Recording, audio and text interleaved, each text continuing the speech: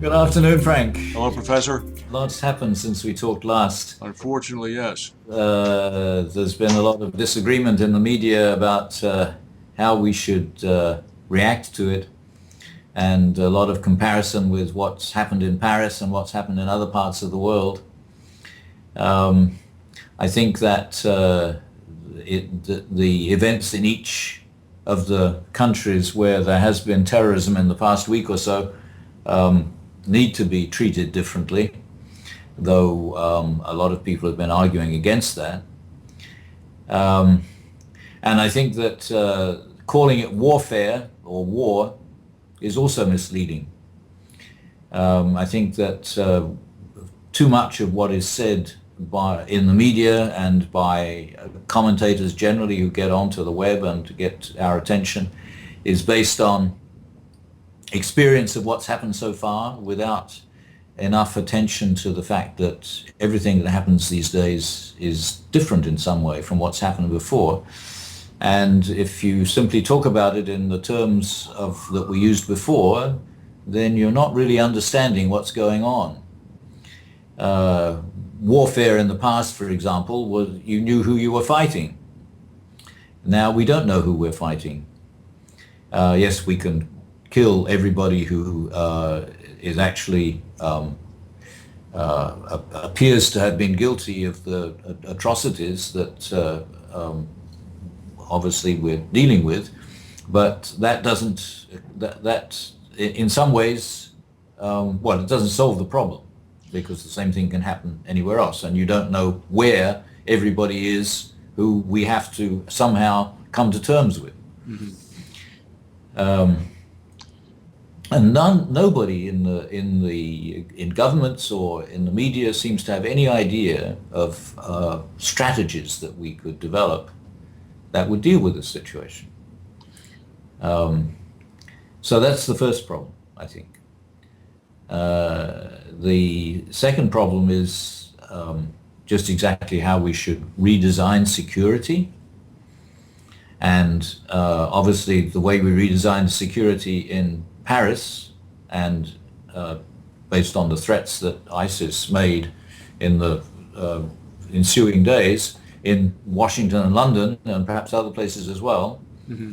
And that's going to be very different from what we could do about it in Beirut and other places that have suffered terrorism in the last week. So what I wanted to do to start off this week is to draw attention to all these problems with the way the terrible events of last Friday in particular, and other things that people have brought up in association with that, how we need to rethink all of them. Oh, I agree with that, and I did find French President Hollande's comment about we're at war with an organization that has its own country, that has its own oil supply, it has its own army. We know where they are, and we're going to go get them. I was sort of scratching my head a little bit because I don't exactly know where that is. But while I share the main concern that I think anybody who has a reasonable view of this has, is that we must avoid going overboard and tainting a whole religion or culture or group of cultures with one broad brush. That must be avoided at all costs, even if that means continued sacrifice of lives, regrettably. But if you were in the Elysee Palace, to go back to the first issue, and if you were advising Hollande, what would you tell him? Well, to start with, I would say don't identify with the United States by using the same terminology that was used after 9/11. Don't do exactly what was done by the US after 9/11, go and invade or bomb the people that you think are at the origin of the terrorism in Paris. I know you have to do something quickly in order to maintain your credibility as president, but it needs to be something new. It needs to be something showing new imagination, and that will and vision, and that will ensure your credibility much better than just continuing what has been done before would do. Well, yeah, I think you're right, and I know you don't want to necessarily get too deeply into this, but one of the calculations that ISIS makes, in fact, I think it's one of their primary tenets, is that what they want to do is essentially smoke out the 40 million European Muslims by prompting an aggressive enough reaction by the Western states against Islam as a whole that those Muslims are going to be forced to decide. ISIS claims on their websites and in their publications their goal is to eliminate the gray zone. They want Muslims to either apostatize or become true Islamic adherents and follow ISIS. So if that's their game plan, yes, very much so. Anything that Iran does that's in the lines of the American response after 9/11 is going to walk right into their trap. But short of that, something imaginative and creative. I mean, some convening of some sort of face-to-face conference in the western deserts of Syria, sitting down, asking them, listen, how can we actually get to the bottom of this? What is it you want? What do you need? Is that the direction that should be looked at least?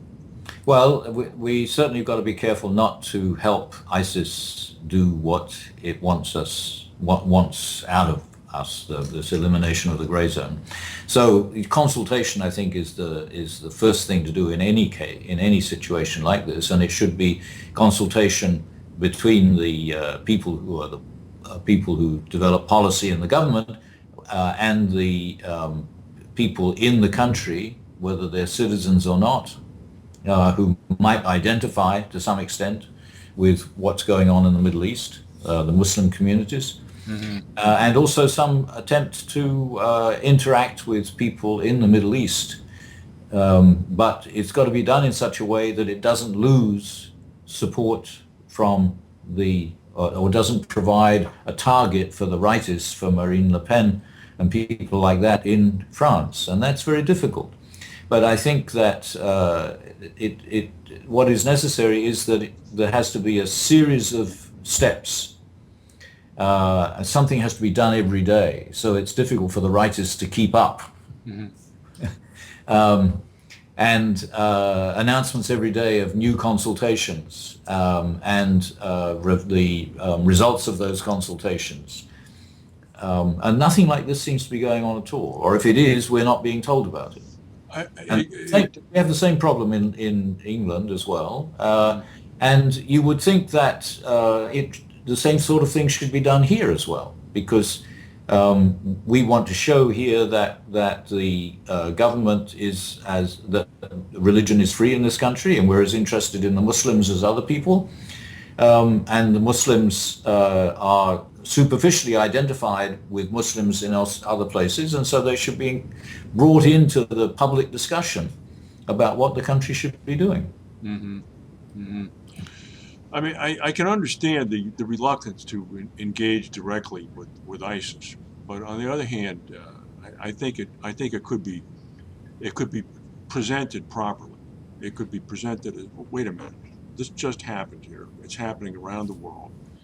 This road is littered with Black September, Abu Nidal, Al Qaeda. You go right down the list, and this is an endless prospect. I'm not. If I was the president of France, I'm not suggesting that we withdraw the Charles de Gaulle aircraft carrier, but I am going to sit down with them, and I want to find out what they want. And I mean, if their goal is to take the 40 million European Muslims out of Europe, so to speak, and bring them back to Islam, then that's a goal that should be made clear to everybody, including those 40 million Muslims. And they should be asked if this is what they want. Yeah. And if they don't want that, then these people are either our citizens or Germany's citizens or Spain's citizens or somebody's citizens, and they have the right to us, our protection. I don't, something creative has to be done here. I agree, because we just can't engage in this military response. It goes nowhere. And it's got to be, we also have to do something about this accusation that we're only concerned with what happens in France and not what happens in Lebanon or Iraq. I agree. I agree completely.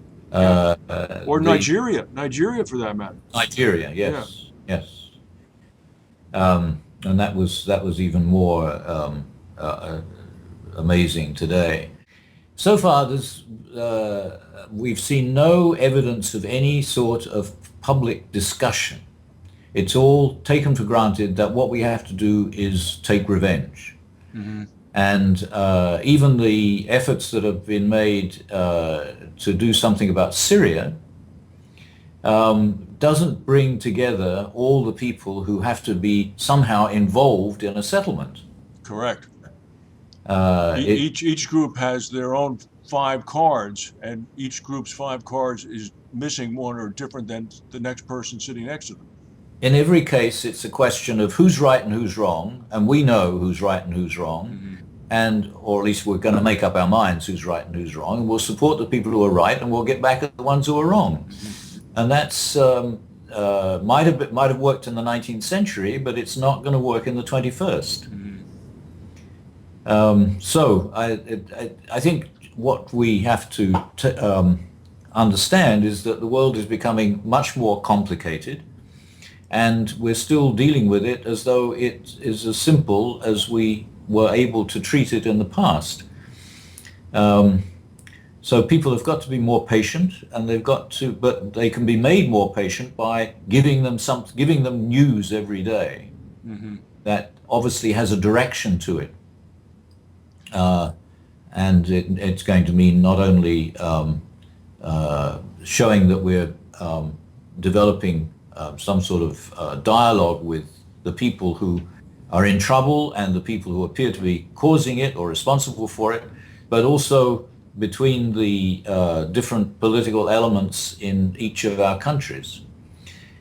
So I think that's the problem, and that's the sort of thing that is going to be more and more necessary as the world becomes more and more globalized. Well, let's hope our leaders can even take a couple of steps in that direction. Okay, so we're out of time, I think, are we? I think we are. All right, Brian, I look forward to talking to you next week.